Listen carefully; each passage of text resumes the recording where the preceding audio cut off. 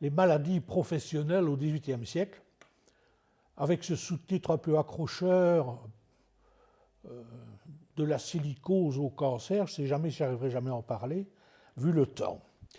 Mais je peux expliquer comment j'ai été amené à ce sujet. D'abord, j'ai publié, il y a 2 ans, un ouvrage sur l'histoire du cancer au XVIIIe siècle. Je crois d'ailleurs que c'était l'objet de l'exposé que j'ai fait ici à l'époque. Et à cette occasion, j'ai rencontré donc ce qu'on considère encore comme le premier ouvrage sur les maladies professionnelles, qui est un ouvrage latin publié en 1700 par un Italien, Bernardino Ramazzini, dont on dit qu'il s'est intéressé aux maladies professionnelles après avoir observé comment des vidangeurs qui travaillaient aux latrines dans sa maison avaient souffert d'émanations. Alors, je peux déjà, par la technique, vous montrer l'ouvrage de cet homme particulièrement intelligent. On a d'ailleurs contesté récemment, un professeur de la Sorbonne, le fait qu'il ait été l'initiateur, le fondateur de ce secteur d'enquête.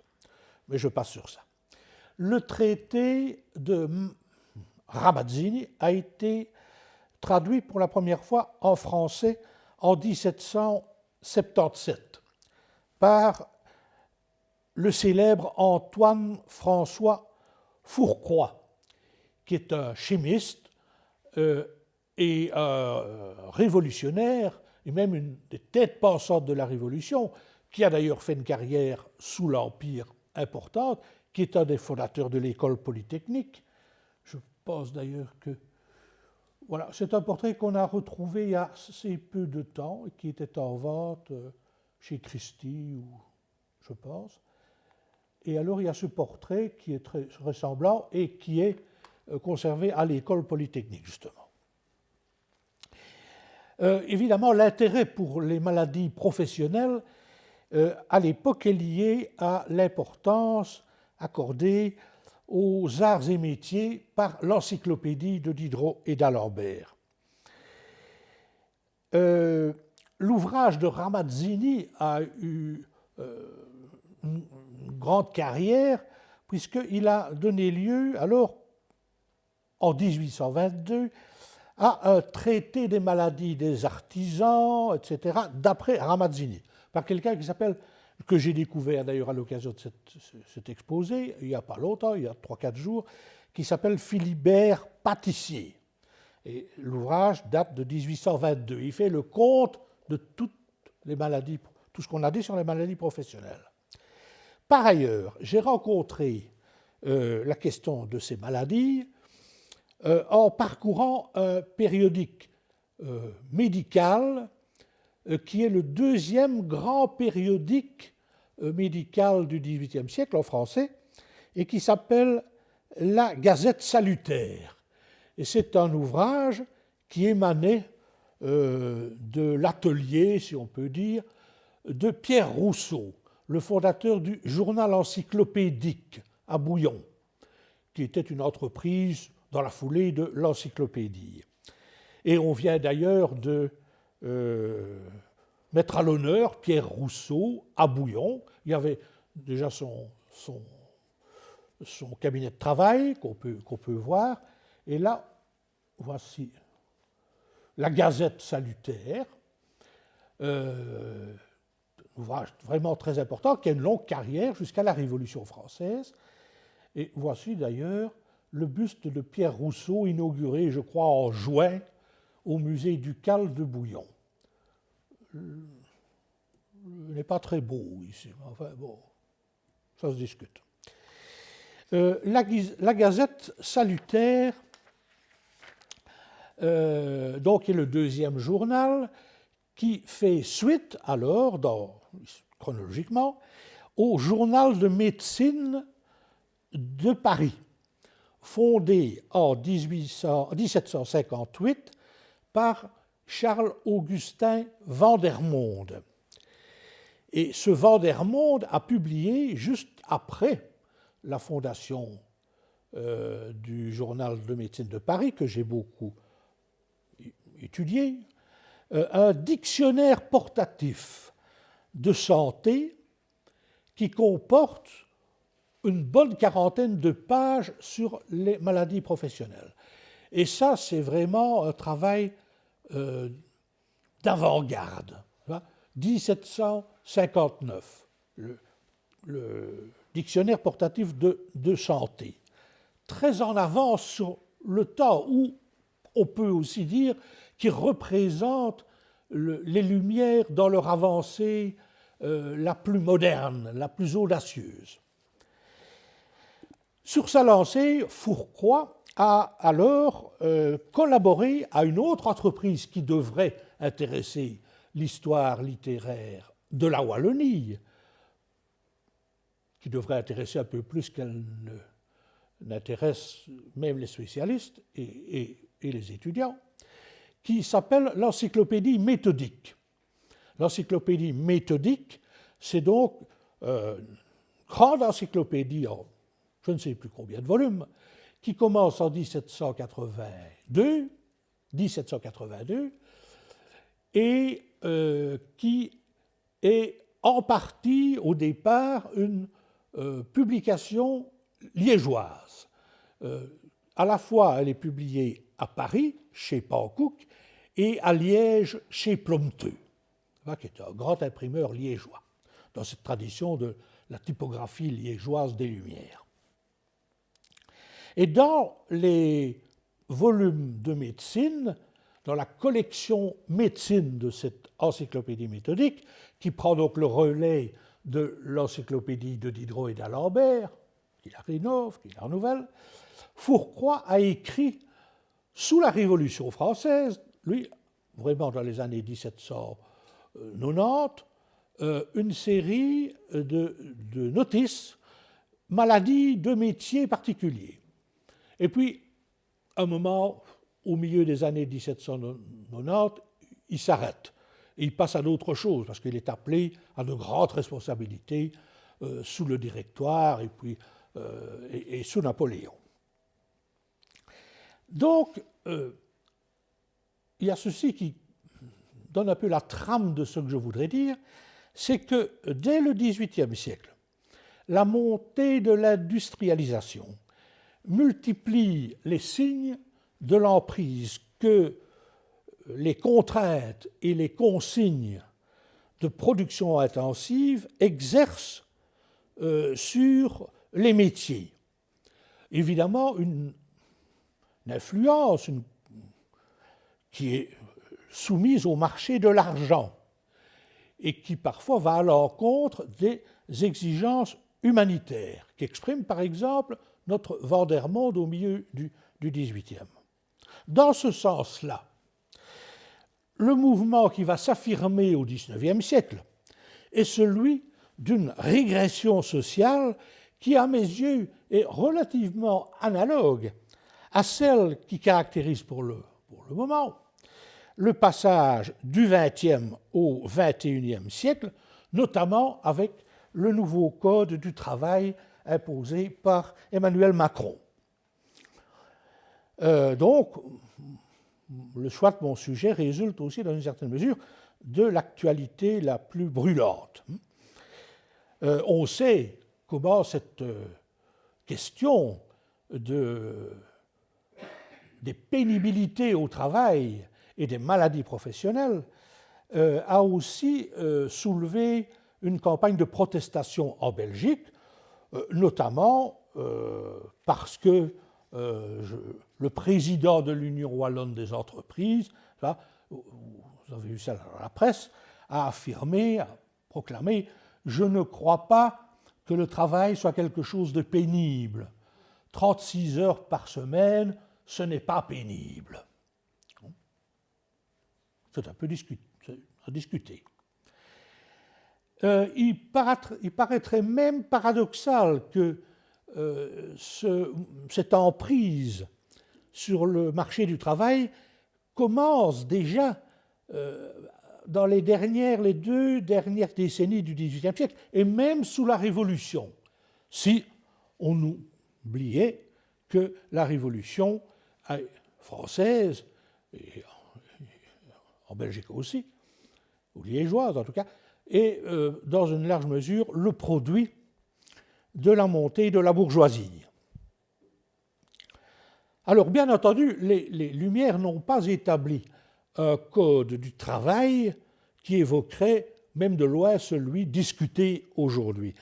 Mais la question des pénibilités, dont je vais traiter aussi, était au cœur de la pensée économique et politique du XVIIIe siècle. Car, comme me l'a dit une amie qui est présente, Quesnay, le grand théoricien de la physiocratie, donc, qui considère que seule l'agriculture est un travail réellement productif, bien Quesnay a consacré un principe resté célèbre que je résume un petit peu.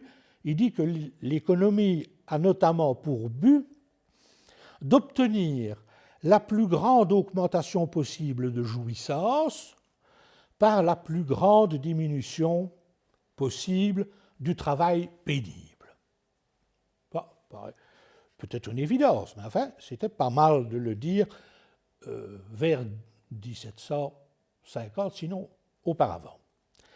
Alors, quels sont les critères généraux de pénibilité qui sont mis en œuvre au XVIIIe siècle? Dans un sens, ils sont assez semblables à ceux d'aujourd'hui, par exemple quand on parle de la pénibilité des charges physiques. Dans ce sens-là, il y a des métiers, disent les auteurs dont j'ai parlé au début, qui demandent un exercice immodéré. Et au premier plan se distinguent 3 professions qui sont regroupées: les charrons, les charpentiers et les menuisiers. Mais je m'attacherai seulement, en gros, aux charpentiers. Alors, je dois ici citer, c'est précisément ce que disent nos textes. Comme ces ouvriers sont dans un travail continuel et qu'ils font un grand usage du rabot et de la scie, ils sont ordinairement maigres, secs, sujets au tremblement, au clou, au panari. Et ils portent des charges importantes. Ils sont presque toujours debout, donc exposés aux maux de jambes, aux enflures, etc. Donc voilà ma méthodique que j'ai oublié de vous montrer. Voilà, j'ai pris ceci de l'encyclopédie. On ne voit malheureusement pas très bien ce que c'est que le travail du charpentier. Alors, nos auteurs recommandent, pour échapper aux différentes espèces de hernies qui les menacent, en remuant des bois trop lourds, ils leur disent de ne pas d'abord porter les choses au-dessus de leur force, comme cela leur arrive souvent, et ces charpentiers devraient aussi, je le cite, porter des ceintures de laine larges et un peu serrées, comme font les hommes occupés sans cesse à transporter des fardeaux, et qui, en raison des grands efforts qu'ils font, sont nommés forts des halles dans les villes. Donc, prenez exemple sur les dockers, sur ceux qui déchargent notamment les bateaux ou transportent des marchandises lourdes. Alors, ces charpentiers sont aussi sujets à des blessures et des coupures. Et il n'y a pas d'ouvrier, dit un des textes, à qui il arrive le plus souvent de s'en faire que les charpentiers. Et ça tient à la lourdeur de leurs instruments, coupants, et à la manière dont ils sont obligés de s'en servir. Aussi la nécessité où ils se sont trouvés de chercher des remèdes pour guérir leurs blessures a fait donner le nom d'herbe des charpentiers, je dis ça pour les folkloristes ou les biologistes, à la millefeuille. parce que la millefeuille a des propriétés astringentes et vulnéraires très marquées. Mais on emploie aussi, dit-il, pour soigner les coupures, le persil, la portion verte du poro, parce qu'on trouve ces plantes usuelles sous la main. Donc il se préoccupe aussi, quand c'est Vandermonde, de la médecine des pauvres, de recommander ce qu'on pouvait recommander en matière de remèdes ou de pharmacopée. Je voudrais souligner ici alors, concernant les charpentiers, un aspect que j'ai trouvé dans une page de la Bibliothèque nationale de France, dans ce qu'ils appellent des passerelles, là, et je les cite, on y dit « À la fin du XVIIIe siècle et au XIXe siècle, les charpentiers sont souvent en première ligne dans les grandes grèves qui marquent le siècle. Car, je cite toujours, les corporations sont régulièrement considérées comme un danger par le pouvoir qui tente d'en réduire l'influence ou même de les supprimer. »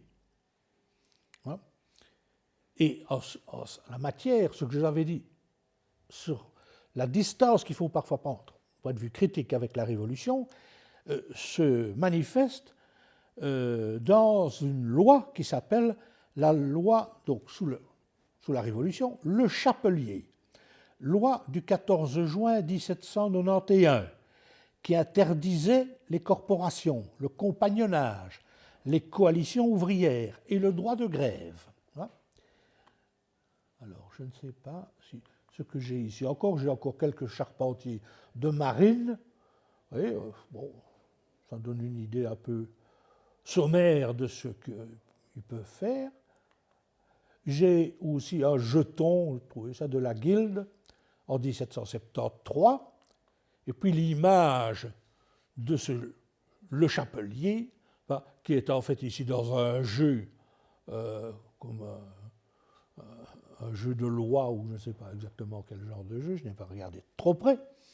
Et c'est donc le chapelier qui était évidemment, dès la Révolution, mis en cause, contesté par les vrais révolutionnaires. Mais c'est parfois la bourgeoisie révolutionnaire qui a pris le dessus, et donc là, déjà, on voit comment elle influence le métier de nos charpentiers. Alors, c'est très curieux, c'est très amusant de voir quelles sont les justifications qu'on donne à l'époque. On invoque, par exemple, les évolutions professionnelles favorables à la modernisation des outils de production. Alors, je prends dans un journal de la semaine dernière un article qui s'intitule « Admirons les entrepreneurs », n'est-ce pas ? On dit libérer les énergies qu'ils disent, tout faire pour les entrepreneurs, l'avenir c'est eux, la vraie France c'est eux, un entrepreneur qui réussit fait réussir son pays, etc. C'est le même discours. C'est le même discours. Il y a quand même une justice quelque part. Menacé par les Jacobins, le Chapelier s'enfuit en Angleterre, mais il revient en France pour éviter la confiscation de ses biens. Les idées, oui, mais le portefeuille quand même, avant tout. Et il a le tort de proposer ses services en vue d'une mission d'espionnage à Londres contre la Révolution. Ça, c'était un petit peu maladroit parce qu'on le guillotine le 22 avril 1794. Un autre métier qui est mis en évidence pour les charges lourdes, la lourdeur des travaux qu'il impose, c'est le métier des crocheteurs ou portefeuilles. Alors ici, notre Vandermonde dit « Les fardeaux continuels que portent les crocheteurs, les efforts continuels qu'ils font, l'étrange violence qui éprouve toutes les parties du corps, exposent ces corps, les corps, dit-il, de ces pauvres malheureux à périr à chaque instant. Les vésicules du poumon, enflées par beaucoup d'air, lorsqu'ils veulent élever quelque fardeau considérable, joint à la fatigue continuelle qu'éprouve la poitrine, qui est tirée en arrière par les sangles des crochets, les rend sujets au crachement de sang. Alors voilà un exemple, peut-être même deux, de portefaix, d'ailleurs un très, très beau dessin de Bouchardon, qui est conservé au musée Carnavalet à Paris. Crocheteur, portefaix. Alors, comment soigner cela, dit Vandermonde? Il faut les saigner. De manière. Ici, je ne sais pas si je dois trop m'attarder, mais ma dernière source, pâtissier, invoque des auteurs qui ont, avant le XVIIIe siècle, ou tout au début du XVIIIe siècle, qui ont aussi évoqué le travail des charpentiers. Et je les connais, ceux-là, un peu pour avoir travaillé sur l'histoire du cancer, parce que ce sont des grands médecins du XVIIe et début XVIIIe, comme Fabrice de Hilden. Fabrice de Hilden, c'est-à-dire Wilhelm Fabri ou Wilhelm Fabricius Hildanus, 1560-1634. J'avais mis son image et puis je me suis dit que ça n'apprenait pas grand-chose. Mais lui, par exemple, il donne l'histoire d'un charpentier qui avait voulu soulever une masse énorme et qui fut attaqué sur le champ d'une chute de l'épiplone dans le scrotum, dans les bourses, et qui mourut le 7e jour. On appelle épiplone, ai-je lu, deux replis du péritoine, la membrane qui tapisse la cavité abdominale et qui contient les viscères. Je ne suis donc évidemment pas médecin. J'ai lu ça comme tout le monde peut le lire. Mais ce Fabricius est considéré comme le père de la chirurgie scientifique, ou le père de la chirurgie allemande. Et il y en a un autre, ce sont des génies, quoi, de vrais génies. Parce que, bon, il y en a aujourd'hui qu'on met en évidence, que souvent les médias ou la politique met en évidence. Des gens qui ont des médailles Fields et toutes sortes. Mais je ne sais pas s'ils arrivent vraiment à la cheville de quelqu'un comme Jean-Baptiste Morgagni, 1682-1771, professeur à Padoue. On n'était pas Padoue, c'était Harvard. C'était fondateur, en effet, de l'anatomie pathologique. Donc c'est lui qui ouvre les cadavres et qui dresse une liste de tous les signes de maladie qu'il découvre. Eh bien, lui, il rapporte là l'histoire d'un crocheteur, donc d'un portefaix, qui mourut subitement et dont l'ouverture du cadavre fit connaître un épanchement sanguin considérable dans le cerveau. Peut-être des médecins diraient que ce qui a vraiment, après un effort considérable, ce type de maladie, je n'en sais rien. Alors, notre pâtissier, là, de 1820 et quelques, dit il faut joindre aussi la ridicule vanité où sont les crocheteurs, de faire parade de leur force dans des occasions où il est inutile de le faire. Et ça les expose à des efforts violents, où ils peuvent se briser quelques vaisseaux, se rompre les anneaux du bas-ventre, comme il parle, et se donner des descentes, des entorses, des varices considérables. Des descentes, c'est les descentes des organes. Notamment, on en parle beaucoup pour le cancer dans les descentes de la matrice. Ça, j'avais remarqué. Et ainsi, on rappelle l'histoire, selon Hippocrate, d'un homme qui voulut porter un âne par défi et qui fut pris d'hémorragie. Aujourd'hui, dans le Code du travail tel qu'il existe et peut-être tel qu'il sera encore, il est question, même avec des réductions, parce que dans le projet français de réforme du Code du travail, ce qui est charge est diminué, ça a moins d'importance qu'auparavant. Mais dans l'ancien Code du travail et des pénibilités, il est parlé aussi des postures pénibles ou dangereuses, les postures pénibles. D'abord, les charpentiers, ils y sont soumis. Je cite, « Presque toujours debout, ils sont exposés aux maux de jambes, aux enflures des pieds et des parties inférieures, à nouveau à des varices. Mais les crocheteurs, les portefeuilles aussi. » Alors, est-ce que j'ai quelque chose là? Non, pas encore.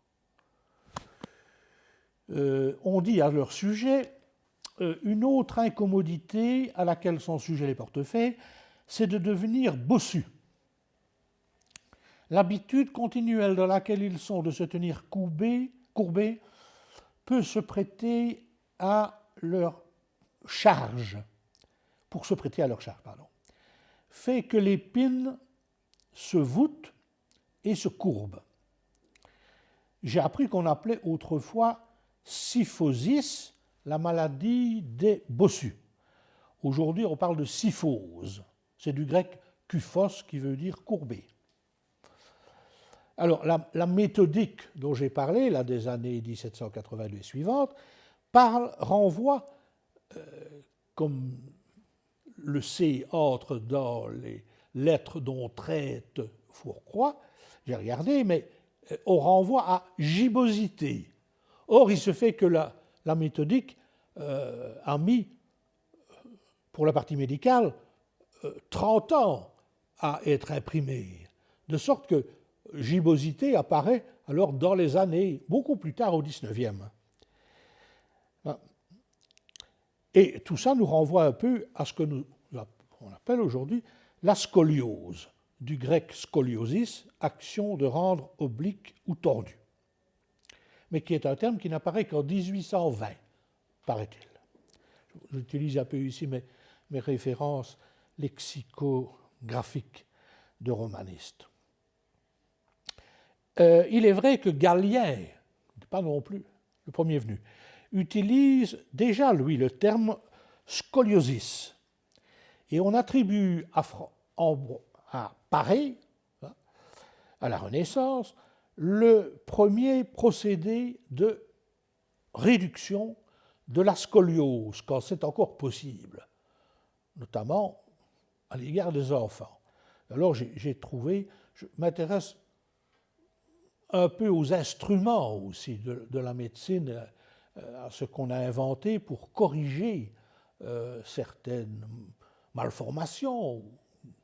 Et ici, par exemple, il a inventé, Paré, un corset de métal qui devait être réalisé par un armurier. Et c'est justement ça que j'ai trouvé, cette reproduction du corset contre la scoliose. Ça, évidemment, c'est une image, mais voilà la réalité. Il y a ces instruments sont parfois un peu effrayants. Je me souviens que quand j'ai publié un petit livre à l'Académie sur le choix de thérapie pour le cancer du sein, entre l'extirpation ou la ciguë, puisque il y a eu un moment où tout le monde voulait utiliser la ciguë pour soigner le cancer du sein, j'ai voulu mettre en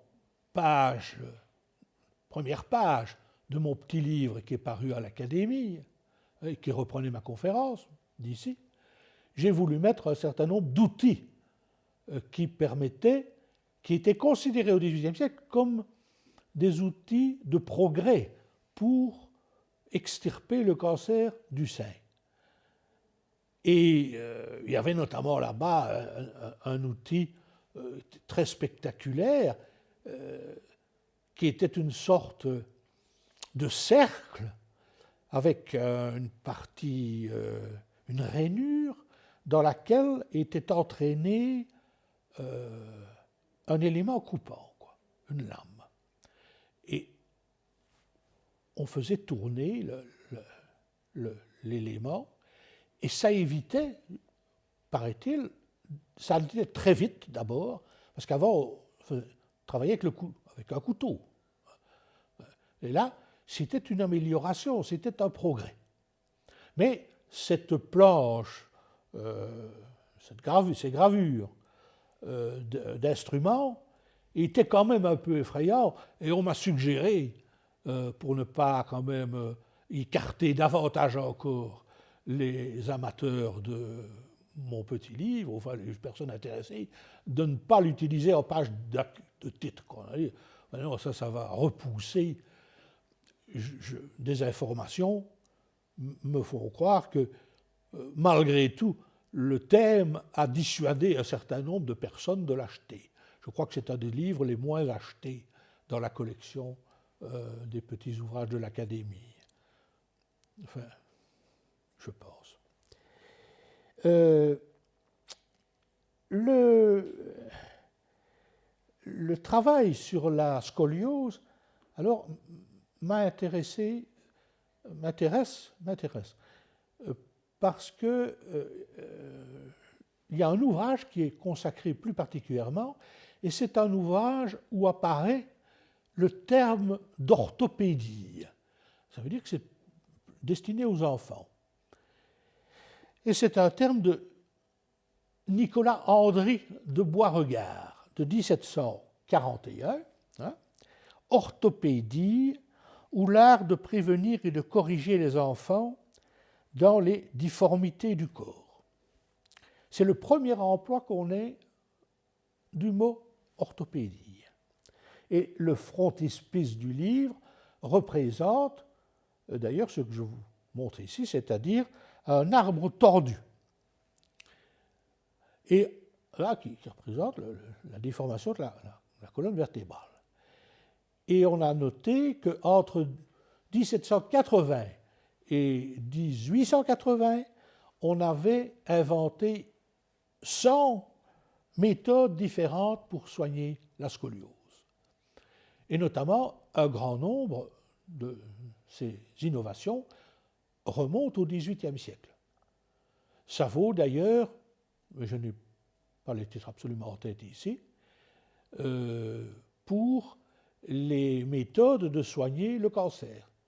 Et là, je pourrais renvoyer à quelqu'un qui m'a beaucoup aidé dans les matières médicales en général, qui est le professeur Jacques Roissy de Paris, qui est un oncologue consacré et distingué, et qui régulièrement me donne un avis sur ce que je lui soumets. Alors, je continue avec, pour mes métiers, la pénibilité de la posture.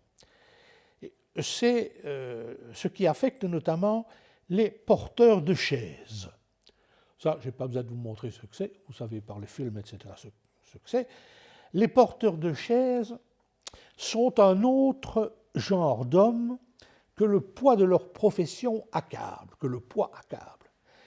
Chez eux, ce sont principalement les poumons qui ont à souffrir, parce que l'art de porter plus légèrement la chaise, consistant à tenir le plus qu'il est possible le corps ou l'épine du dos dans sa ligne naturelle de direction, les poumons des porteurs de chaises, qui ont à se dilater souvent par leur travail, ne le font qu'avec peine, parce que ce viscère, le poumon, trouve d'autant moins d'espace dans la poitrine que le corps se conserve plus droit.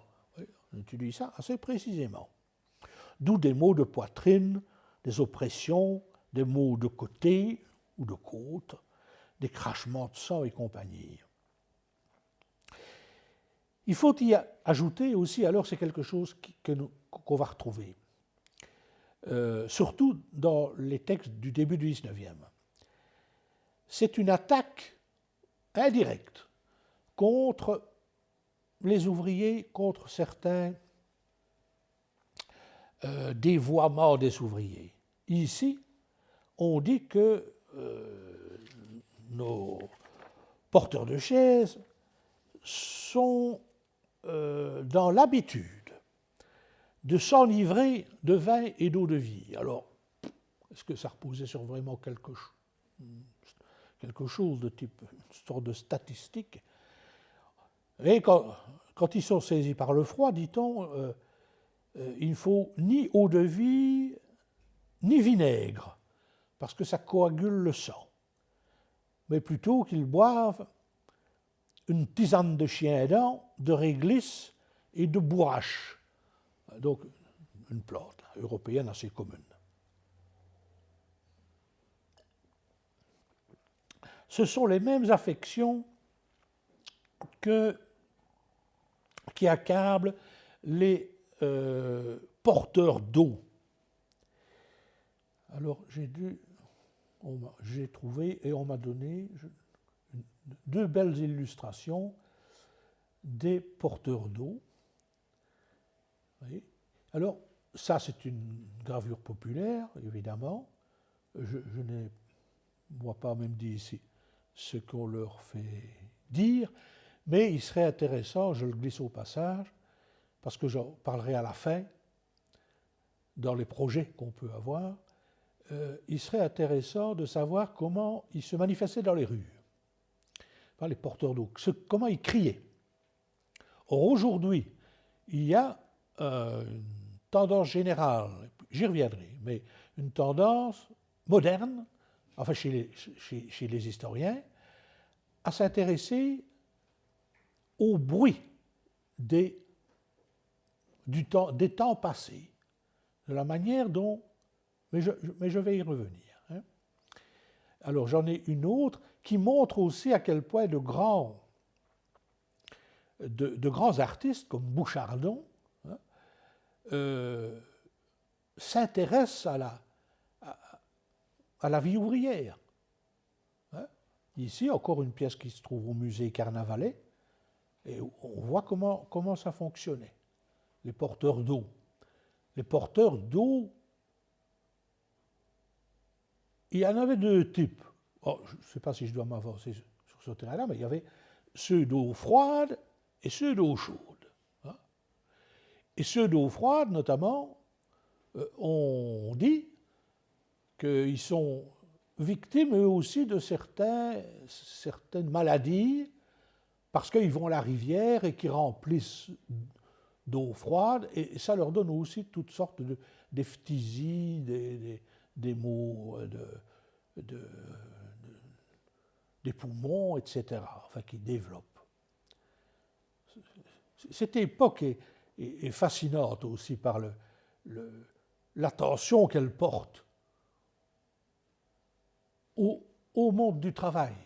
On espérait qu'aujourd'hui, ceux qui s'occupent des monuments en péril, puisque j'apprends qu'on vient de nommer Stéphane Bern, en quelque sorte, ministre en quelque sorte, entre guillemets, des monuments en péril, en espérant qu'il va s'intéresser aussi un petit peu à certains édifices qui ne sont pas nécessairement aussi glorieux que ceux dont il parle en général. Dont il parle d'ailleurs, comme le notent les historiens régulièrement, de façon assez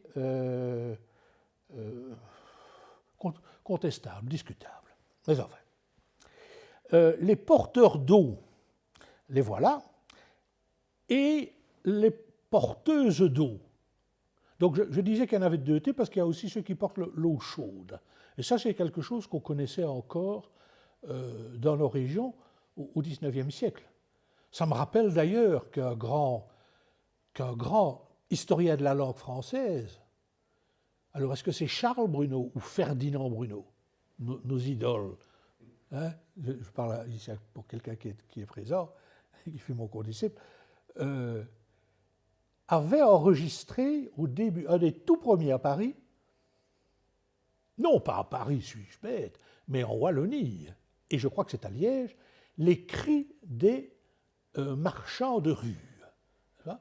Et c'est quelque chose qui est conservé aujourd'hui à la Bibliothèque nationale de Paris. Et ma foi, ça vaudrait bien la peine que quelqu'un en fasse des CD, quelqu'un qui serait intéressé. C'est Cris de rue, début 19e. Début 19e. Mais il y a aussi des femmes qui portent l'eau, et elles, dit un de nos auteurs, elles s'exposent à combien de malheurs dans le temps où peut-être elles commencent d'être grosses. Ah oui, parce qu'elles risquent des avortements, des fausses couches. Alors il explique, le poids d'une charge de 2 seaux remplis d'eau dirige la ligne du centre de gravité vers les parties basses, d'où un relâchement de ces parties. Danger d'avortement ou de fausse couche. Toujours soumis aux effets négatifs de la posture et en même temps à la répétition des mêmes mouvements, parce que c'est aussi une chose qu'on prend en compte aujourd'hui, le caractère mécanique de certains mouvements, les couteliers, je cite, « Les uns étant courbés et étendus au-dessus de la pierre à repasser, les autres tournant une roue avec rapidité. Ceci donne aux uns des douleurs dans les bras et les jambes, les expose aux tremblements, aux paralysies, aux maux d'estomac, aux difficultés de respiration, etc. Quant aux autres, il ne se précise pas vraiment ceux qui sont à la roue, qui tournent avec rapidité. Alors voilà un petit témoignage du XVIIIe siècle, mais dont j'ignore l'origine. Ça arrive régulièrement qu'on trouve de belles images, c'est très utile avec Google, etc. Mais parfois, on ne sait pas d'où elles sortent. C'est un peu ennuyeux. Dans le même ordre d'idées, les cordonniers. Les cordonniers. J'en ai 2 ici. J'en ai un. C'est une peinture du XVIIIe. Peut-être là, on ne sait même pas qui est l'auteur. Mais c'est surtout celle-là qui est plus intéressante. Parce que Vandermonde dit l'habitude dans laquelle sont ces ouvriers de travailler le dos courbé et toujours assis les expose aux maux de rein, aux hémorroïdes comme on disait dans ma jeunesse. Ils ont de plus dans les mains des oignons, oui, des callus, c'est-à-dire des corps, des duretés à la peau, et souvent des panaris. Alors, ceci a été écrit par un homme aussi qui est le chirurgien qui écrit presque tous les articles médicaux de l'encyclopédie de Diderot et d'Alembert, qui est Antoine Louis.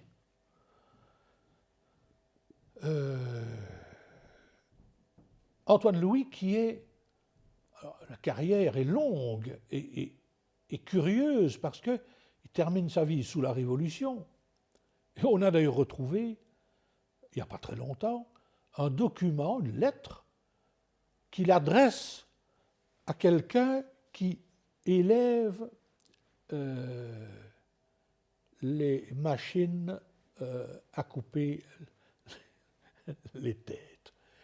Et il est chargé, lui, Antoine Louis, à ce moment-là, d'apprécier à quelle hauteur la lame de la guillotine doit être mise pour que l'effet soit le plus rapide et le moins douloureux. Ça en donne une image qui pourrait être tout à fait trompeuse, parce que c'était un homme d'une grande humanité et qui a écrit des articles absolument extraordinaires, mais qui, à la fin de sa vie, était peut-être un tout petit peu devenu acariâtre, parce que il avait écrit des ouvrages admirables. Et comme ça arrive dans le monde médical et universitaire et des hôpitaux, des grands hôpitaux, comme la Charité à Paris, ou l'Hôtel-Dieu, il y avait des rivalités, des rancœurs, des concurrences féroces. Il avait été d'ailleurs très malheureux de certaines choses qu'on avait dites de lui. C'est un parcours assez romanesque que celui d'Antoine Loulis. Mais j'en dirai plus dans le livre que j'essaye de terminer pour le moment, qui traitera des charlatans du cancer au XVIIIe siècle. C'est-à-dire à la fois ceux qui parcourent les campagnes en proposant des remèdes de type fantaisiste, hein, ou parfois aussi des grands, parfois des professeurs, parfois des médecins qui proposent des choses absolument invraisemblables.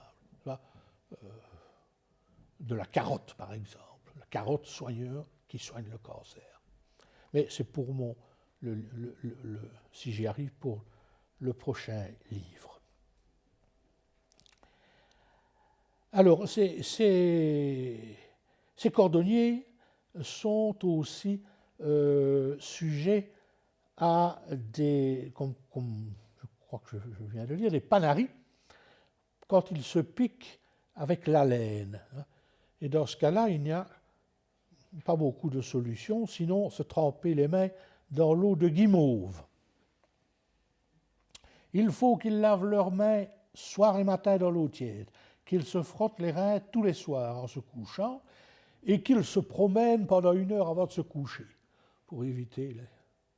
C'est assez curieux, régulièrement on dit les ouvriers ne doivent pas négliger de se promener, de prendre l'air. On va avoir un autre exemple. Notre témoin pâtissier du XIXe siècle, il précise obligé d'être continuellement assis, le corps courbé en avant, les cordonniers sont sujets à beaucoup de maladies chroniques de la poitrine et de l'abdomen. Cette conformation particulière dépend de l'habitude qu'ils prennent d'appuyer le soulier ou la forme contre l'épigastre, la région au milieu du ventre, là où est le creux de l'estomac. C'est aussi à la pression continuelle de cette partie que sont dues les affections nombreuses du foie et de l'estomac. En fait, oui, d'abord on voit un peu, oui, comment, aussi, on l'imaginait bien comment il travaille, mais enfin, ici, dans cette gravure de ce Sellier, on le voit bien.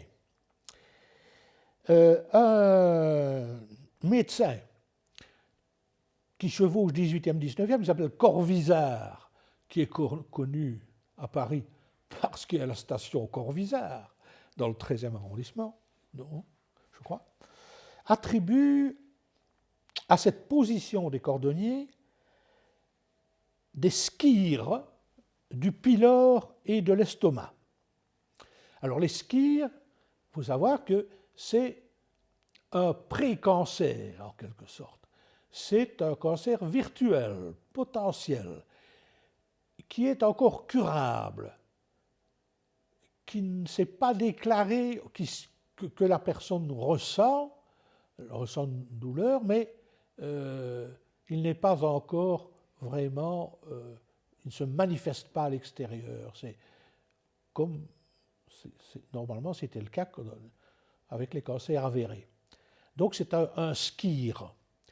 Et c'est un squire qui touche donc le pylore et l'estomac. Alors, je ne savais pas ce que c'était le pylore. Ben, j'ai compris.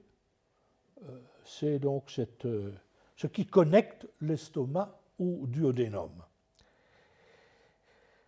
Et en effet, on dit, j'ai vu dans la littérature spécialisée, que le cancer de l'estomac pouvait bloquer le canal du pylore par les tumeurs. De sorte que les cordonniers ont, dit-on ici, souvent le teint pâle, jaunâtre, sont sujets à la constipation et au tempérament mélancolique.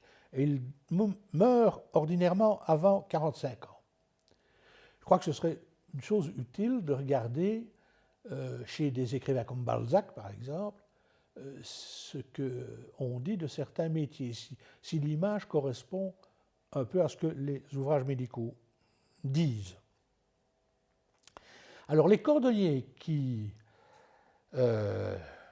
colorent les talons des souliers des hommes et des femmes sont exposés à la colique métallique. C'est ce qu'on a appelé la colique d'Hépêtre, qui occupe la littérature, notamment médicale, et les journaux tout le temps, la colique d'Hépêtre. Et ici, on précise qu'ils sont sujets à cette colique métallique à cause des oxydes de plomb qui entrent dans la composition des couleurs dont ils se servent. Et en effet, pour les coliques d'Hépêtre, qu'on appelle aussi colique du Poitou, d'ailleurs bizarrement, il y a une série d'analyses sur les effets néfastes toxiques du plomb, qui n'est pas étonnant. Car en effet, les cordonniers ont l'habitude de peindre d'une certaine couleur les talons des souliers, hommes et femmes, dans la mesure où le XVIIIe siècle délaisse le talon plat du XVIIe. Et on préfère des talons plus ou moins élevés, parfois très élevés, d'ailleurs, qu'on va voir, pour les femmes en tout cas. Et à cette époque, on peint en rouge, particulièrement, les talons des aristocrates. De sorte que, quand dans la littérature concernant Versailles, on parle des talons rouges, on parle de la noblesse, on parle des aristocrates.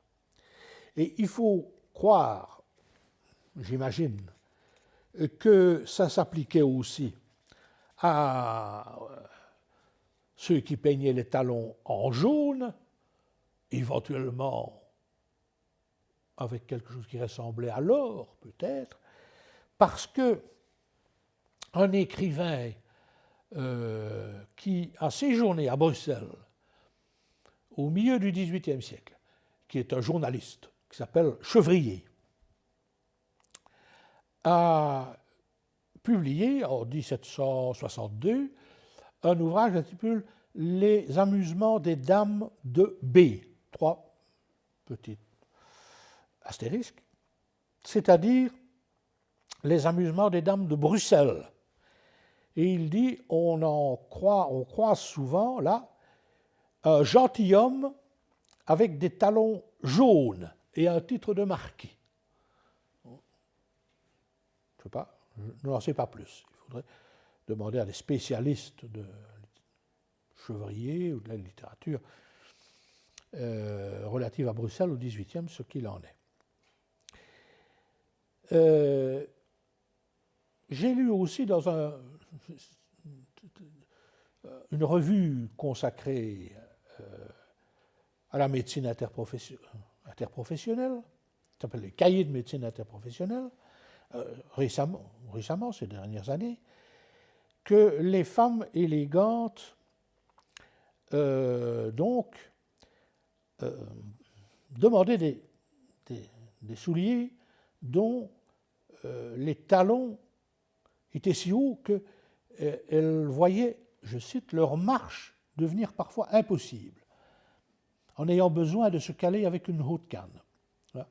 Et on dit d'ailleurs, c'est un texte, sans cet effort pour reporter le corps en arrière, la poupée serait tombée sur le nez, dit un certain comte de Vaublanc. Mais on sait que Rétif de la Bretonne, par exemple, était un fétichiste qui affectionnait particulièrement les femmes aux talons hauts. Parce qu'il raconte, là, dans les Nuits de Paris, dans la rue des Lombards, qui est toujours très sale, étaient deux femmes qui donnaient le bras à un homme, mari de la plus jeune. Elles étaient troussées fort haut, et la jeune dame surtout avait une jambe parfaite, la plus jolie chaussure et par conséquent un joli pied. Son soulier était d'une petitesse augmentée par sa forme et par un talon élevé, mince. Et Rétille la Bretonne demande au mari, ah oui, vous appréciez ça. Et le mari dit, mais c'est Rétille de la Bretonne qui parle en réalité, j'aime surtout ces talons élevés et bien faits, je les aime à la fureur.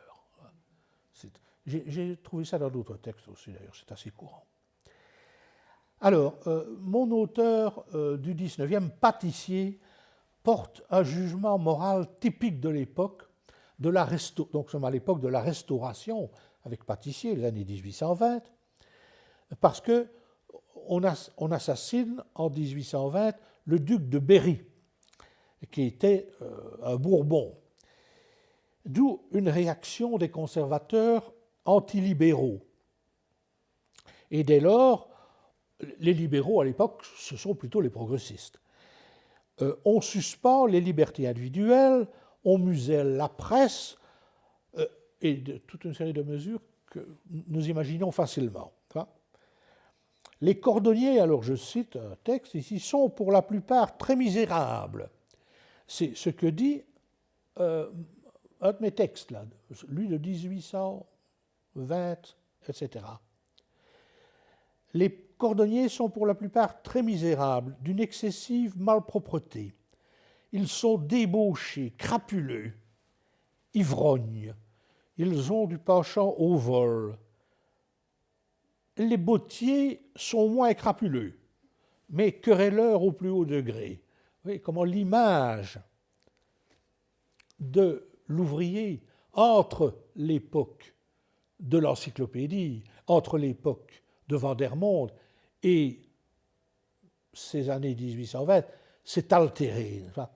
En fait, pour reprendre le titre d'un ouvrage déjà vieux de Louis Chevalier, la classe populaire est devenue, c'est le titre du livre, la classe dangereuse, et notamment par les débordements auxquels invite l'alcoolisme. Alors on force beaucoup sur l'image de l'alcoolique. Et on mesure cette activité, et on va encore, je crois, le voir dans l'un ou l'autre texte. Au fond, de façon un peu inattendue, la préoccupation environnementale est prise en charge dès la Révolution par le pouvoir bourgeois, qui veille à l'organisation de l'espace des pollutions. Et ça, c'est une idée qui m'est venue ce matin, c'est qu'au fond, en relisant certains de mes textes, je vois comment on quadrille l'espace, comment on se préoccupe de l'espace du travail selon qu'il est opéré dans l'atelier, qui s'exerce dans l'atelier, ou que les effets du travail se manifestent et manifestent dans l'atmosphère voisine, dans l'environnement de la ville ou de la campagne. Il y a là une perspective de changement, de préoccupation qui va, en tout cas, guider mes recherches pour la suite, si j'en fais. Alors, je voudrais maintenant dire un mot des tanneurs, des corroyeurs et des mégissiers. Et parce que, justement, là, cette question des incommodités dans l'espace de travail intervient de façon très claire. Vandermonde écrit à propos des corroyeurs et plus généralement de ceux qui travaillent les peaux d'animaux: cette profession est si sale et si puante qu'il est impossible que ceux qui la cultivent ne soient exposés à beaucoup d'incommodités. L'odeur qui s'exhale des cuirs et des matières putrides des animaux, s'insinuant dans le sang par la respiration, altère la qualité du sang, le dispose à la putréfaction, etc. De là, des gangrènes, des démangeaisons, etc. Bien entendu, l'auteur engage ses corroyeurs, ou tout ce qui est assimilé, les tanneurs notamment, à tenir leur boutique bien propre, en balayant 2 fois par jour, c'est précis, en donnant un libre courant à l'air. Parce que l'époque est aussi dominée par ce qu'on a appelé l'aérisme, c'est-à-dire l'air est chargé de toute une série d'affections quand on n'y veille pas. Ça, c'est quelque chose qui nous est familier. Il y a les livres récents, surtout les anglo-saxons, se sont préoccupés de ça. Par exemple, à propos de Londres, comment on veille à l'aération des salles de spectacle, à l'aération des hôpitaux, et bien entendu des ateliers.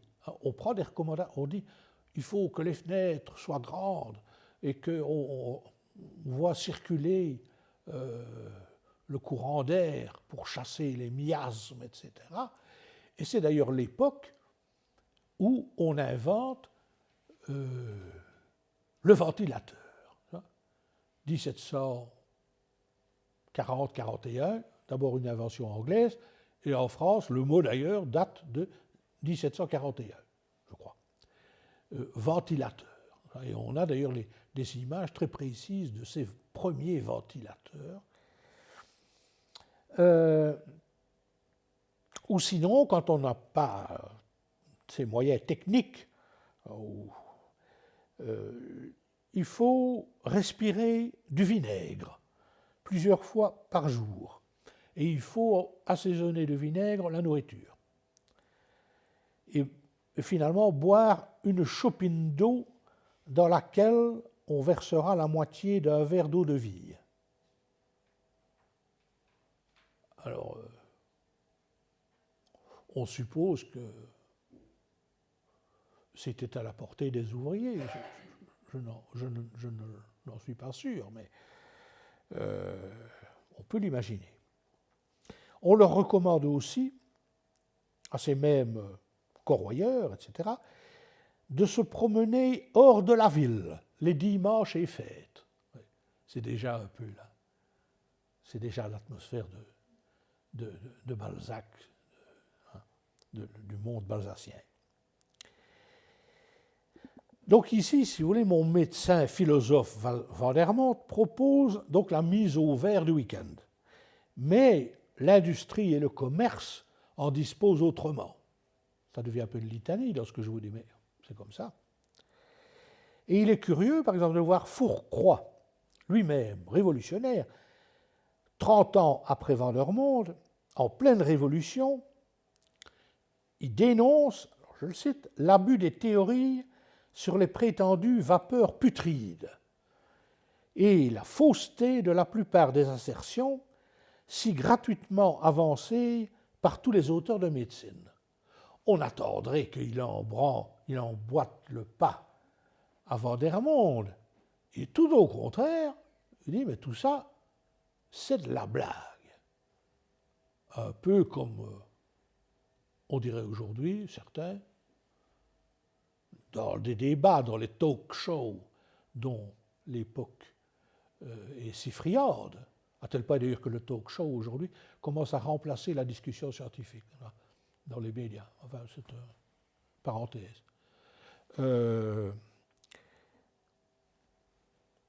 Aujourd'hui, on dit un peu la même chose pour le réchauffement climatique. Enfin, ben non, c'est de la blague. Vous voyez, Trump dit ça. Hein, la blague. Enfin, quand même, difficile de croire qu'il n'y a pas une certaine vérité dans cette incrimination du réchauffement.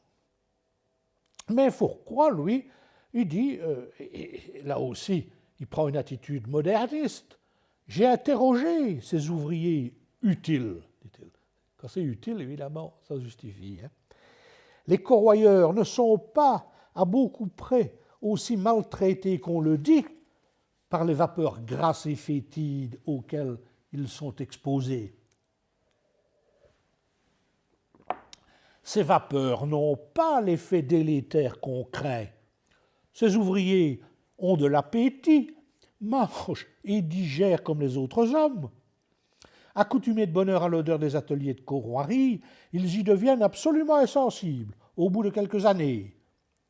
Les femmes mêmes, qui sont si susceptibles d'être affectées par les odeurs désagréables, n'en éprouvent point d'inconvénient capable de leur faire quitter les ateliers de peau. Maintenant, est-ce que les femmes avaient vraiment l'occasion de quitter les ateliers de peau, Et il dit, il en est de même des enfants qui s'accoutument proprement à cette fétidité.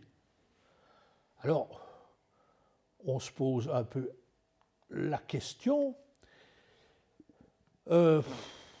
de ce qu'on aurait dit ces personnages d'une toile célèbre, je devrais dire d'une toile du célèbre Léonard de France, de Liège, qui est le grand peintre de la vie industrielle et artisanale du XVIIIe siècle. Il y en a un autre dans les pays du Nord, paraît-il. Mais enfin, ici, c'est quelque chose d'absolument exceptionnel. Léonard de France, qui, rappelons-le, est aussi un grand révolutionnaire. Alors, évidemment, la destruction de la cathédrale Saint-Lambert à Liège a fait que Léonard de France était tabou pratiquement pendant 2 siècles. Moi, je me souviens, quand on était étudiant, Léonard de France, quelle horreur, type qui a détruit la cathédrale. Seulement, ce qu'on ne nous disait pas, et ce qu'a m'a révélé un professeur de l'enseignement moyen que j'ai connu, Georges Jarbinet, c'est que cette cathédrale de Liège, on avait, dans les années qui précédaient, prévu de la moderniser en quelque sorte et d'en faire quelque chose qui rappellerait Viollet-le-Duc, enfin, qui serait du gothique, je ne sais plus si c'était flamboyant ou quoi, mais ça, on ne le dit pas. Mais je passe sur Léonard de France qui attend toujours, enfin il a eu un livre, il y a quand même un livre qui reprend ses grandes œuvres, mais enfin, il attend toujours une vraie biographie complète. Ça vaut d'ailleurs pour d'autres révolutionnaires liégeois, comme Bassage, notre, au fond, qui est l'équivalent des révolutionnaires, des têtes françaises. Mais c'est quelque chose qui est resté un peu tabou. Ceci se trouve au musée Marmottan. J'espère qu'on le voit toujours, qu'il est exposé. Alors, est-ce que les personnages qu'on voit là, qui se font servir un verre, buvaient un verre justement de ce genièvre qui devait les délivrer de certaines maladies? Enfin, le verre, on ne permet pas de voir si c'est un placou ou quoi, comme on dit. Mais ici, en tout cas, il n'y a pas d'enfant. Alors qu'il y en a dans une autre peinture de Léonard de France, qui est la visite, qui est d'ailleurs aussi, je crois, au Marmottan, qui est la visite à la manufacture de tabac, et c'est aussi, là j'aurais pu choisir comme exemple les maladies des ouvriers du tabac. C'est au XVIIIe siècle, il y a beaucoup de textes sur ça. Et là, il y a des enfants. Il y a des enfants dans cette toile-là, qu'a étudié d'ailleurs un de mes anciens professeurs, Jacques Stiénon. On a pu oublier aussi. Pour les corroyeurs, alors, encore ceci. Fourcroy prête une attention nouvelle au lieu. Je cite, « Il travaille ordinairement dans des salles par bas, dans des boutiques, dans des cours obscures, situées dans des rues étroites, dont l'air est difficile à renouveler. Donc, on voit déjà qu'il se préoccupe un peu de la manière dont les miasmes ou les émanations peuvent se diffuser. Mais c'est plus précis quand il dit « l'atmosphère fétide qui règne dans les ateliers n'est pas réservée à ces espaces. Elle répugne à tous ceux qui passent auprès des ateliers. » Et il discute, ici, Fourcroy, notre Ramazzini de 1700, qui avait remarqué que chez les Romains, tous ceux qui travaillent les peaux étaient situés au dehors de Rome, au-delà du Tibre. Voilà. Alors, là, oui, il se dit, est-ce que c'est vraiment nécessaire, Fourcroy, de les mettre si loin? Pourquoi est-ce qu'on ne les tolère pas dans les villes, quoi? Il y a une certaine régression, quand même, par rapport à des dispositions prises auparavant, car je note dans un ouvrage avec lequel on a eu l'occasion, d'ailleurs Muriel Collard et moi-même un peu de polémiquer, de Thomas Leroux sur le début des pollutions industrielles, qui est paru il y a 4-5 ans. Malgré tout, cet ouvrage offre des choses très intéressantes, et notamment le fait qu'une ordonnance de 1762 oblige les corroyeurs à tenir leur atelier à une distance de 300 mètres de l'enceinte de Paris. Donc, en 62, il y a une mesure d'éloignement d'une industrie du centre de l'enceinte de Paris. Mais la pression du commerce et des maîtres d'atelier détermine des accommodements avec la police. Et M. Leroux indique aussi qu'une enquête préalable d'utilité publique permit à une manufacture de cuir, 3 ans plus tard, en 1765, d'établir une manufacture rue Saint-Hippolyte, à Paris, anciennement rue des Teinturiers, dans le quartier Croulebarbe, dans le 13e arrondissement de Paris. Donc on revient en arrière, oui, tout de suite. Il y a une pression pour éviter ce type de mesure. Alors, la préoccupation d'environnement s'affirme, mais ambiguë toujours, au début du XIXe siècle, quand le bourgeois de type balsacien se plaint des incommodités qui l'affectent. Et ça se trouve dans un autre article, un article qui s'intitule « Métier, insalubrité » de l'Encyclopédie méthodique en 1821.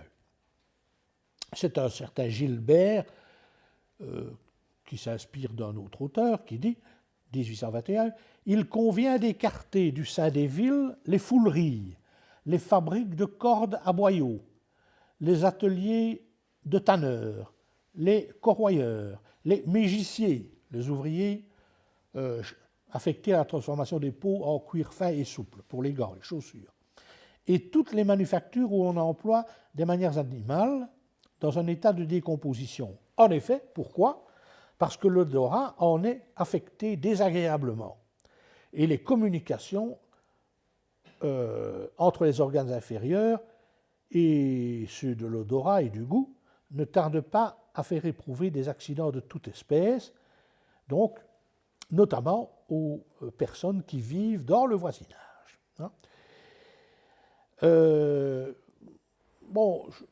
Tout ce que je dis ici aurait pu m'inciter à m'intéresser davantage à des éléments d'archéologie industrielle. Mais par exemple, pour les tanneries, j'ai relevé dans alors je cite la liste, c'est aujourd'hui ça, liste des sites prioritaires établis en 2005 par la Société publique d'aide à la qualité de l'environnement, qu'on appelle la SPAC. Eh bien, dans cette liste, vous avez alors toute une série de survivances industrielles. Parfois, il n'y a plus d'activité proprement dite, mais qui ont pollué tellement le terrain, que donc il y a des entreprises de dépollution qui sont mises en œuvre. Et par exemple, vous avez ça à Viroinval, dans la province de Namur, que vous connaissez sans doute mieux que moi. Il y a une ancienne tannerie Houben, est classée parmi les friches industrielles avec pollution au potentiel.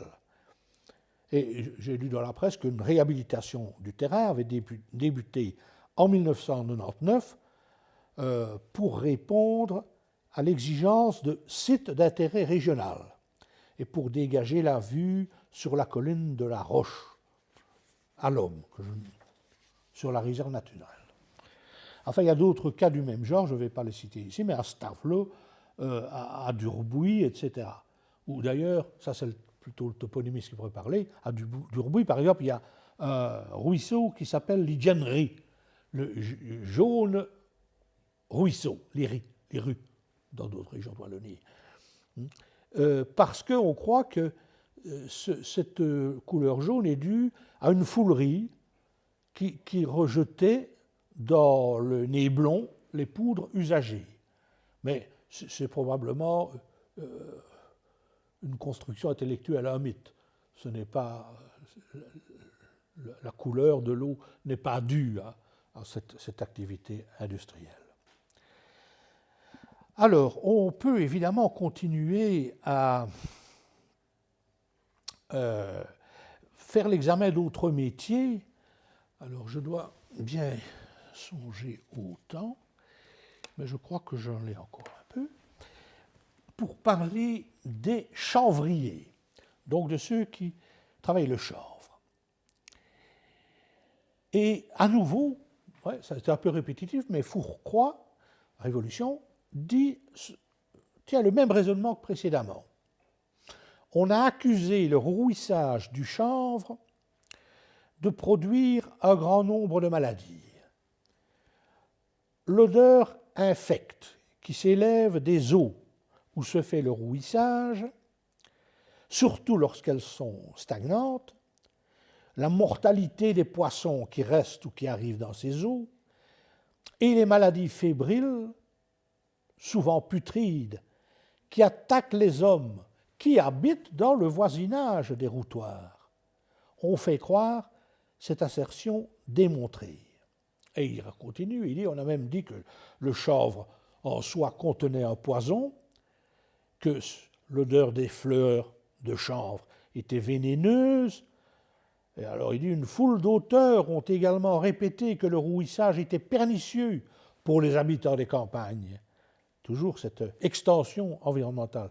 Et comme il est bien plus aisé de redire ce qu'ont dit les autres que de voir soi-même avec soin et que d'interroger l'expérience, ce qu'il a fait, on aurait regardé le danger des routoirs, là où s'effectue le travail du chanvre, comme bien prouvé si la société de médecine qui distribue des prix chaque année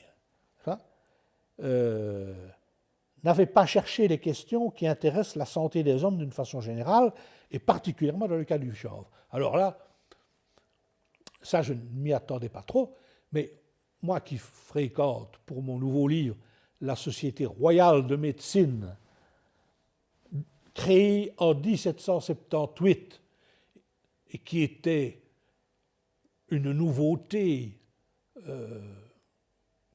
en général qualifiée d'organisme moderne par rapport à ce qui avait lieu auparavant. Parce qu'auparavant, c'est ça le problème, c'est là que ça intéresse la charlatanerie, c'est qu'auparavant, il y avait une commission royale, mais qui était dirigée par des incompétents, et notamment qui était soutenue par la noblesse. Car la noblesse, les aristocrates étaient très, très férus de remèdes exceptionnels, du genre de Mesmer, etc.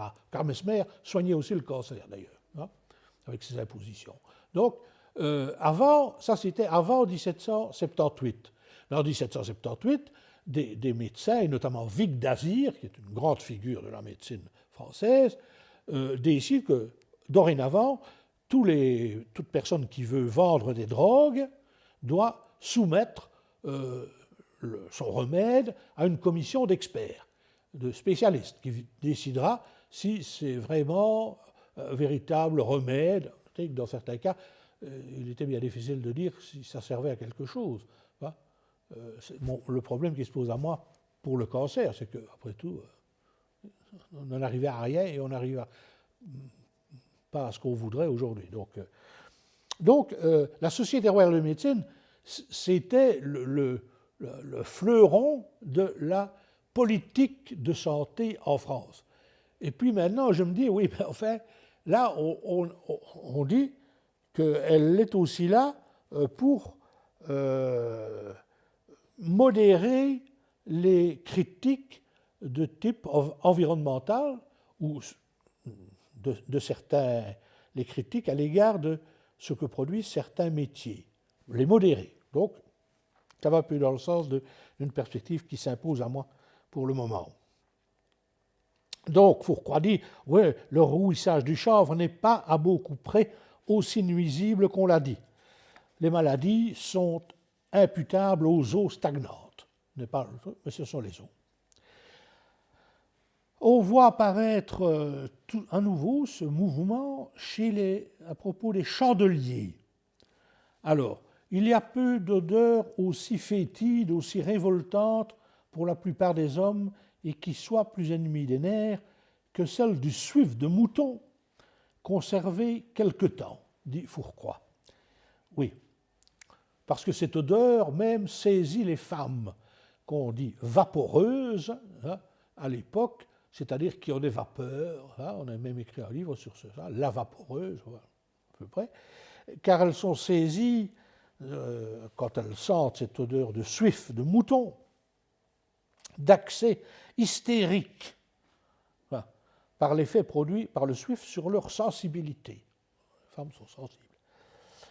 Chez les ouvriers qui travaillent longtemps à la lueur des chandelles dans des salles étroites, à la fabrication des chandelles, la perte de l'appétit, les nausées, les vomissements sont les premiers effets de ces vapeurs reçues dans la bouche. Alors, je passe sur l'opération, la manière dont on produit ce suif. Comment on forme du suif en branche qui est porté au hachoir, et puis on les met les branches dans une grande chaudière qui se termine au fond en forme d'œuf. Et il faut faire attention parce que cette chaudière, quand le suif est bouillant, il faut aussi faire attention qu'elle ne se renverse quand l'ouvrier la transporte. Alors on invente des systèmes pour que des canalisations descendent d'un étage de la maison à un étage en dessous pour recueillir ce suif. Mais donc j'ai peut-être, je ne sais plus très bien où j'en suis dans mes images. Non, je suis déjà trop loin avec les chaudronniers. Oui, ce suif produit donc des dérèglements de santé. Notamment parce que les chandeliers perdent l'appétit. En général, ils mangent peu. Ils sont très promptement, mais trop, rassasiés par la viande et surtout par la graisse, dont la vue les dégoûte. Et cette diminution d'appétit a un effet collatéral. Quand ils ont été quelque temps privés d'appétit, ils sont presque forcés d'avoir recours aux liqueurs spiritueuses pour soutenir leur force. Et l'abus est souvent ici à côté du bien.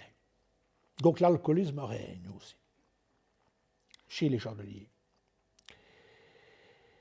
Comme plus haut, donc on peut aussi enregistrer l'extension, à partir de la méthodique, de la préoccupation d'incommodité du côté du voisinage. À Paris, c'est ordinairement dans des caves que les chandeliers établissent leurs chaudières de fusion et qu'ils fabriquent les chandelles. Les voisins sont souvent affectés désagréablement par les vapeurs que cette opération produit. Je crois que je vais peut-être très rapidement, non, parler des chaudronniers, sauf pour dire ceci. Dans le nouveau compte des pénibilités envisagées, annoncées par Emmanuel Macron, est retenu le critère d'exposition au bruit. Voilà. Et c'est vrai que le bruit est un élément important, mais déjà au XVIIIe siècle. Parce que Van der Monde dit, à propos des chaudronniers, de nos chaudronniers d'inandiers, de la cité des Coppères, etc., ils sont toujours assis dans leur boutique.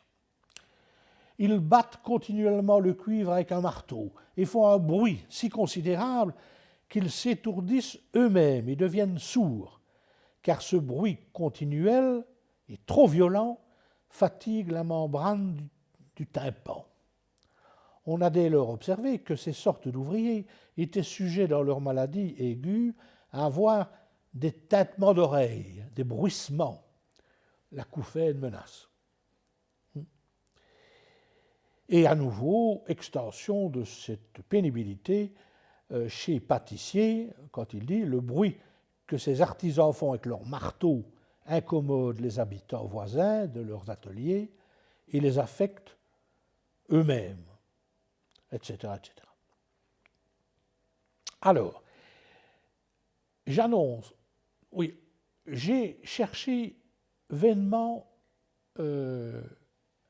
une notice relative aux forgerons dans mes textes, là. Comme s'il n'y avait pas de pénibilité du côté des forgerons. Enfin, on peut s'en étonner un peu, parce que l'activité était sans doute aussi bruyante que celle des chaudronniers, différente, mais... Et vous entendrez tout à l'heure quelque chose que je veux annoncer tout de suite, et qui, pour une raison que vous allez comprendre, ne peut pas intervenir maintenant. C'est un bruit de forge du XVIIIe siècle qui a été reconstitué avec des instruments appropriés par une dame, une musicologue, qui s'appelle Madame Myriam Pardoun, qui a reconstitué l'ambiance sonore du quartier du Grand Châtelet à Paris au XVIIIe siècle. Elle a reconstitué ce qu'on entendait à Paris au Grand Châtelet. Cette reconstitution avait d'abord été présentée à la Cité des Sciences et de l'Industrie à Paris en 2015, je crois. On associe des historiens, des spécialistes de la 3D, etc. Et puis le projet a été présenté depuis à Stockholm, au Canada, en Suisse, lors du International Colloquium for 18th Century Studies, je crois. Oui, à Bloomington, Indiana, etc.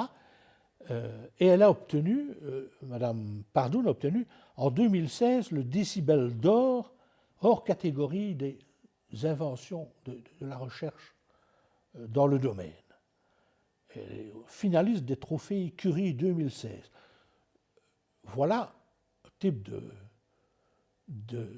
d'entreprise qui est fascinante et qui pourrait être appliquée au métier, notamment au métier de Wallonie.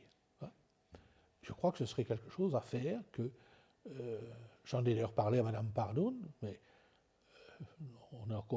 on discute de ça.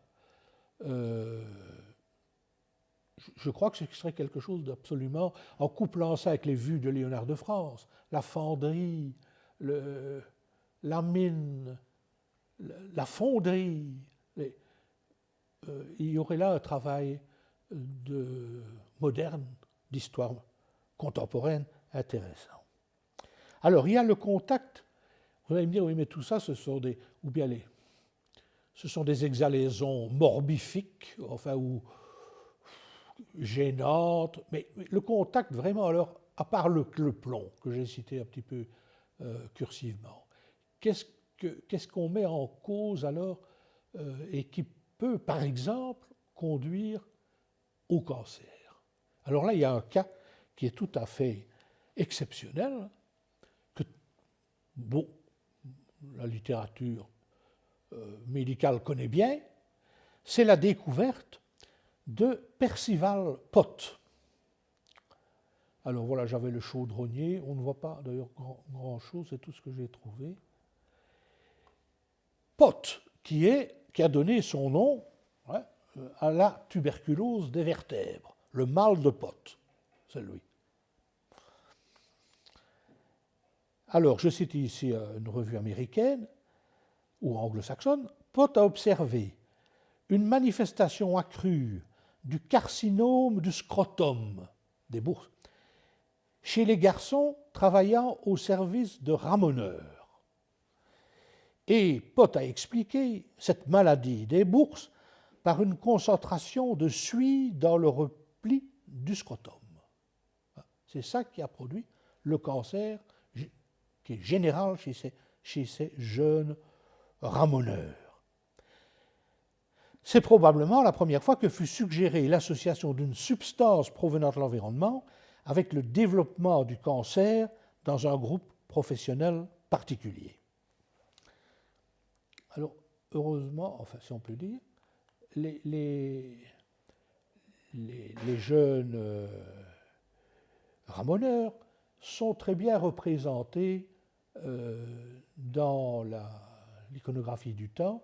Par exemple, à nouveau ici, on voit s'il y a début du XVIIIe ou fin XVIIe, c'est un ramoneur du musée Carnavalet.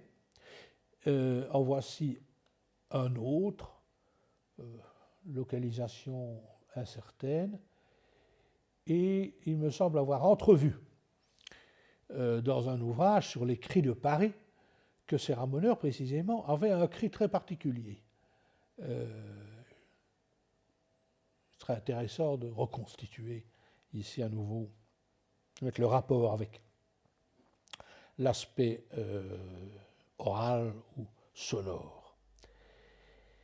Et puis, j'arrive quand même, maintenant très vite, et je vais résumer, à la maladie des houilleurs. Alors je résume de chic. Vous savez que la houille en France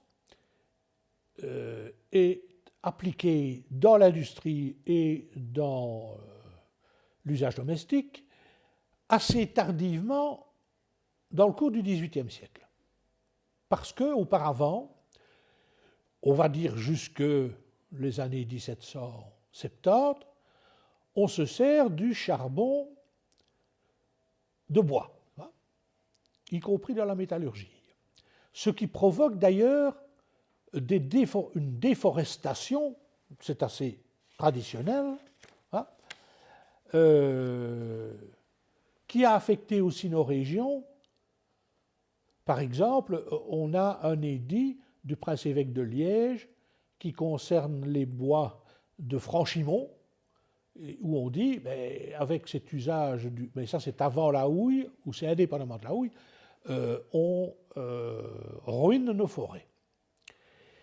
De sorte que dans le texte de Vandermonde de 1759, on ne voit pas apparaître la notion de houilleur, pas le mot, ni même de mineur au sens où nous l'entendons, nous, aujourd'hui, par exemple, en Wallonie. Parce que, à l'époque, la houille, le charbon de terre, n'était pas connu. C'est seulement un grand savant français, membre de l'Académie, Morand, Jean-François Morand, qui vient, dans les années 1760-70, à Liège, s'informer de la manière dont on travaille dans les mines, qui va publié un très gros ouvrage qui influence la France et qui, en quelque sorte, attire la France vers la houille, vers le métier des houilleurs. De sorte qu'on voit dans les textes que j'ai proposés une évolution, et c'est seulement au XIXe siècle que la maladie du mineur affectant les bronches, par exemple, est nommée de façon claire, c'est-à-dire qu'au fond, la silicose, qui est un terme qui apparaît seulement au XXe siècle, est déjà présente, l'idée est déjà présente dans les textes sur le charbon du début du XIXe siècle, parce que le charbon produit, quand on l'utilise même dans les ménages, divers gaz délétères, mais principalement, alors je cite justement en 1821 l'encyclopédie méthodique, des gaz délétères, mais principalement l'azote, le gaz acide carbonique, le gaz oxyde de carbone, le dioxyde de carbone, le gaz hydrogène sulfuré, etc. Vous voyez qu'il y a aussi un progrès du point de vue de la chimie, de la connaissance des maladies, n'est-ce pas? Alors, on pourrait montrer que, à nouveau, la Wallonie intervient dans le débat parce qu'il y a toute une controverse en France pour savoir si c'est dangereux de se servir du charbon dans l'usage domestique. Et alors, M. Morand, là, lui qui connaît bien les houilleurs liégeois, fait valoir qu'ils se portent très bien, qu'ils sont très contents, ils sont très heureux, hein, évidemment. Ils sont très heureux, enfin, oui. Oui. À nouveau, on va me dire, ça, vous voyez, c'est l'optimisme napoléonien, quoi, d'une certaine manière. Parce que si le charbon, les terrils forment une sorte d'unité de la culture ouvrière en Wallonie, la manière dont le charbon est exploité sous le régime, sous l'Empire napoléonien, montre aussi à quel point l'industrie, à ce moment-là, qui se développe, est victime est quand même soumise, en tout cas, de façon rigoureuse, aux prescriptions industrielles. Et il y a donc, on a quand même toujours cette distorsion, cette différence entre ce que dit la médecine et ce que vivent les gens pendant tout le XIXe siècle avec le travail des enfants dans les mines. Au fond, c'est exactement sur quoi je voulais terminer et je vous remercie.